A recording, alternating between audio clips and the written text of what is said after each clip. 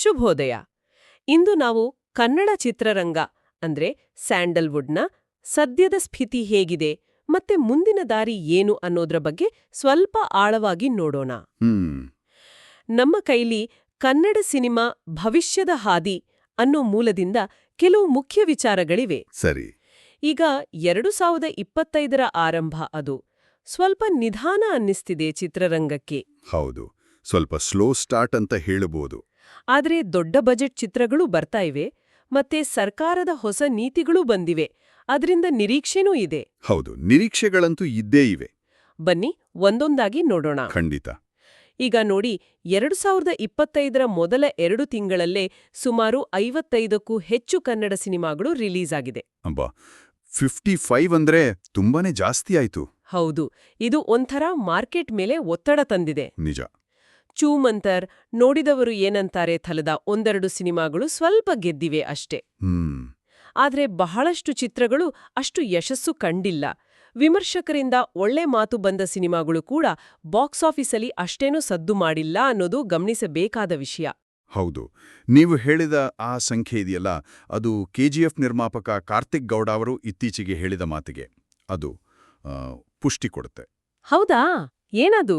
ಪ್ರೇಕ್ಷಕರು ಸ್ಯಾಂಡಲ್ವುಡ್ ಮೇಲೆ ಒಂದು ರೀತಿ ನಂಬಿಕೆ ಕಳ್ಕೊಂಡಿದ್ದಾರೆ ಅಂತ ಮಾತು ಕೇಳಿ ಬರ್ತಿದೆ ಅಂದ್ರಲ್ಲ, ಅದು.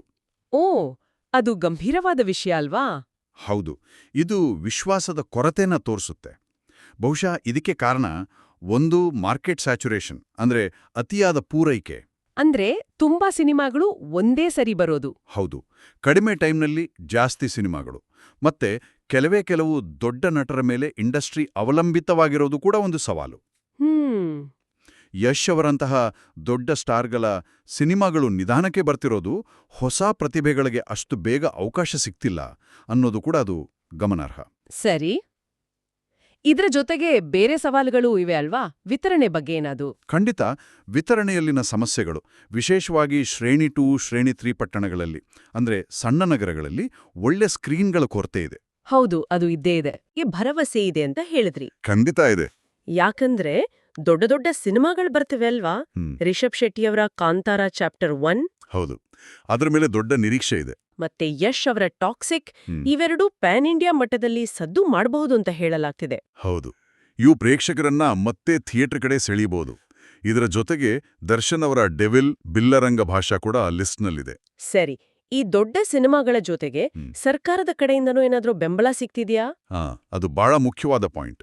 ಕರ್ನಾಟಕ ಸರ್ಕಾರದ 2025-26ರ ಬಜೆಟ್ನಲ್ಲಿ ಕೆಲವು ಪ್ರಮುಖ ಘೋಷಣೆಗಳಾಗಿವೆ. ಹೌದಾ? ಏನೇನು? ಇದು ಬಹುಶಃ ಇಂಡಸ್ಟ್ರಿಯ ಆ ಪರಿಸರ ವ್ಯವಸ್ಥೆಯನ್ನೇ ಸ್ವಲ್ಪ ಬದಲಾಯಿಸಬಹುದು. ಓಕೆ. ಮುಖ್ಯವಾಗಿ ಎಲ್ಲಾ ಚಿತ್ರಮಂದಿರಗಳಲ್ಲಿ, ಅಂದ್ರೆ ಮಲ್ಟಿಪ್ಲೆಕ್ಸ್ಗಳನ್ನೂ ಸೇರಿಸಿ ಟಿಕೆಟ್ ದರವನ್ನ 200 ರೂಪಾಯಿಗೆ ಸೀಮಿತಗೊಳಿಸಿರೋದು. ಓ, ಇದು ದೊಡ್ಡ ವಿಷಯ ಅಲ್ವಾ? ಹೌದು, ಇದರಿಂದ ಸಾಮಾನ್ಯ ಪ್ರೇಕ್ಷಕರಿಗೆ ಸಿನಿಮಾ ನೋಡೋದು ಸುಲಭ ಆಗ್ಬೋದು. ಆಮೇಲೆ ಕನ್ನಡ ಚಿತ್ರರಂಗಕ್ಕೆ ಉದ್ಯಮ ಸ್ಥಾನಮಾನ ಕೊಟ್ಟಿದ್ದಾರೆ. ಅದರಿಂದ ಏನು ಉಪಯೋಗ? ಅದರಿಂದ ಆರ್ಥಿಕ ಪ್ರೋತ್ಸಾಹ, ಹೂಡಿಕೆದಾರರನ್ನು ಆಕರ್ಷಿಸೋಕ್ ಸಹಾಯ ಆಗತ್ತೆ. ಬ್ಯಾಂಕ್ ಲೋನ್ ಇತ್ಯಾದಿ ಸುಲಭ ಆಗ್ಬೋದು.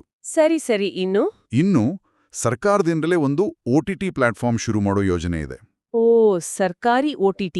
ಹೌದು, ಮತ್ತೆ ಬೆಂಗಳೂರಿನಲ್ಲಿ ಒಂದು ಮಲ್ಟಿಪ್ಲೆಕ್ಸ್ ಸಂಕೀರ್ಣ, ಮೈಸೂರಿನಲ್ಲಿ ಫಿಲ್ಮ್ ಸಿಟಿ ನಿರ್ಮಾಣ, ಇವೆಲ್ಲ ಮೂಲ ಸೌಕರ್ಯಕ್ಕೆ ಬಲ ಕೊಡುತ್ತೆ. ಇವೆಲ್ಲ ದೀರ್ಘಕಾಲದಲ್ಲಿ ಸಹಾಯ ಆಗ್ಬೋದು. ಖಂಡಿತ. ಕೊನೆಯದಾಗಿ ರಾಷ್ಟ್ರೀಯ ಚಲನಚಿತ್ರ ಸಂಗ್ರಹಾಲಯದಲ್ಲಿ ಕನ್ನಡ ಸಿನಿಮಾಗಳಿಗೆ ಅಂತ ಒಂದು ಪ್ರತ್ಯೇಕ ಭಂಡಾರ ಸ್ಥಾಪಿಸೋ ಯೋಜನೆಯೂ ಇದೆ.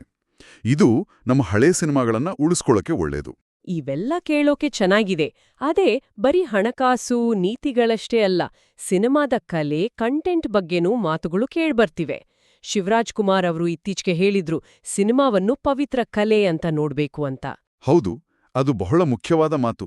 ಅಂದ್ರೆ ಕೇವಲ ಬಾಕ್ಸ್ ಆಫೀಸ್ ಲೆಕ್ಕಾಚಾರಕ್ಕಿಂತ ಒಳ್ಳೆಯ ಕತೆ, ಸೃಜನಾಶೀಲತೆ ಮತ್ತೆ ಚಿತ್ರತಂಡದಲ್ಲಿ ಒಗ್ಗಟ್ಟು ಇರಬೇಕು ಅನ್ನೋದು ಅವರ ಆಶೆ ಇರಬಹುದು. ಅಂದ್ರೆ ಕಂಟೆಂಟ್ ಇಸ್ ಕಿಂಗ್ ಅನ್ನೋ ಥರ. ಅದೇ ಕಥೆ ಮುಖ್ಯ ಆಗ್ಬೇಕು. ಅದರ ಜೊತೆಗೆ ನಮ್ಮ ಸಿನಿಮಾಗಳನ್ನ ಜಾಗತಿಕ ಮಟ್ಟಕ್ಕೆ ತಗೊಂಡೋಗೋ ಪ್ರಯತ್ನನೂ ನಡೀತಾ ಇದೆ. ಹೌದಾ? ಹೌದು. ಈಗ 2025ರ ಕೇನ್ಸ್ ಫಿಲ್ಮ್ ಫೆಸ್ಟಿವಲ್ನಲ್ಲಿ ಕನ್ನಡದ ಅಷ್ಟು ದೊಡ್ಡ ಪ್ರೆಸೆನ್ಸ್ ಇರಲಿಲ್ಲ.